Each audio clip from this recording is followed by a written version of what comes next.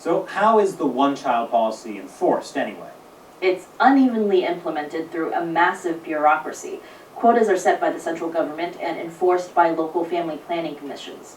Wow, so what happens to people who violate the policy? So it varies pretty widely. You can be fined anywhere from a few $1,000s to 6 to 8 times your annual income. In some cases, if you can't pay, officials will force you to have an abortion or sterilize you. Remember Feng Jianmei? In 2012, she was 7 months pregnant with her second child and couldn't pay the fine. Officials captured her and forced her to have an abortion. A photo of Feng with her stillborn baby went viral on social media, causing an outcry against family planning enforcement. From what I remember, Feng lived in a rural area, so she should have been able to have a second child. Oh yeah, she was eligible, but she hadn't applied for a birth permit before getting pregnant. So because she didn't have a birth permit, she was fined, and because she couldn't pay the fine, she had a forced abortion. Yes. Under the one-child policy, there have been more than 330 million abortions and almost 200 million sterilizations. And if Feng's daughter had been born, she probably wouldn't be able to get a residence permit. That means she couldn't go to school, couldn't get a job, couldn't even go to the doctor. There are 6.5 million undocumented Chinese in that exact situation. You know, I think about this sometimes because after I was born in China, my mother got a government-mandated IUD. Even though IUDs are supposed to have a 99% effectiveness rate, she got pregnant. So if we hadn't already moved to America by then, my sister probably wouldn't even be alive today. That's really heavy. Okay. So it sounds like changing the... It's very good. She's American. Oh. Not China, so she speaks very good, explanation for us. Now, this one they're talking about rise of the West and North. It means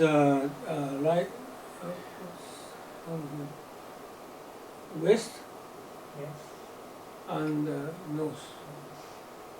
Okay, now this area is already developed, Yeah.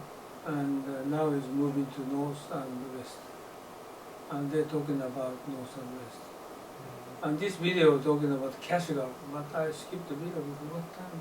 Oh, no, it's okay, I have time, so I can show Kashgar. This is the West case, Yes. and this is Kashgar. China's westernmost city, Kashgar, lies at the edge of Taklamakan Desert, closer to Baghdad than Beijing. For travelers and traders coming from Central Asia and Pakistan, the city offers the first glimpse of China and its future. Same as Middle Far East. from the artisan and the mosques of the old town, Yeah. is reflected in the layout of the new special economic zone. Although Kashgar is the They do not show local people, right? This is Chinese. But actual living is not Chinese. Middle East people. is furthest city from a seaport. It's also the closest point to the west. That's why we've set up the free trade zone right next to the airport to maximize the advantages for air transportation.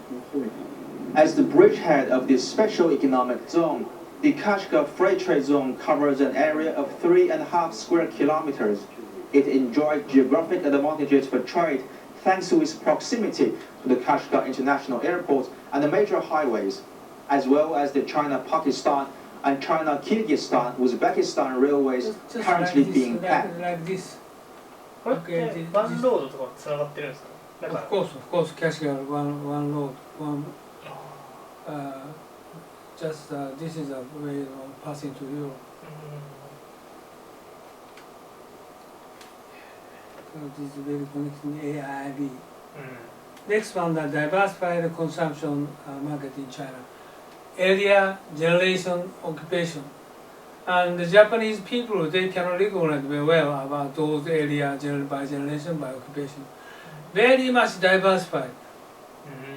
So we cannot, any company, they can focus and develop market all over China. North or south or generation younger people, middle class or just rich people, or like just I told you 20, 30, early 30 years, generation second teenagers, the market different. And also by occupation, the farmers or migrant workers and white collar rich people. middle-sized company owners and rich people, they're different. So this is very difficult to penetrate into the market. Which area are you going to focusing on? So this is the issue. China is different from Japan. Japan is the same, but China is different.